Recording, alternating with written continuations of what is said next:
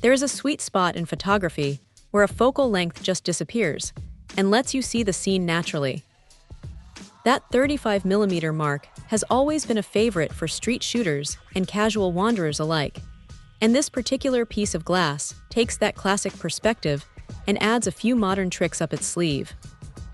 10 elements packed into 8 groups might sound like dry jargon from a manual, but what that actually translates to is sharp contrast and minimal distortion right out of the gate, even when shooting wide open. Now here is the thing about carrying this around. It has a reassuring heft, without feeling like a brick hanging off the front of a camera body. It balances surprisingly well on both full-frame setups and cropped sensors where it behaves more like a 56mm, giving users a bit more reach if they want to isolate a subject.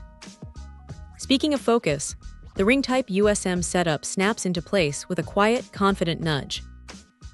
It is fast enough that missing a fleeting street moment feels almost impossible, and the manual override is smooth when fine-tuning is needed. One of the standout perks here is the close-up capability. Getting down to just under 24 centimeters lets photographers capture tight, dramatic angles with a surprisingly pleasing background blur at that f2 aperture. But what really sets this apart from older vintage primes is the built-in image stabilization.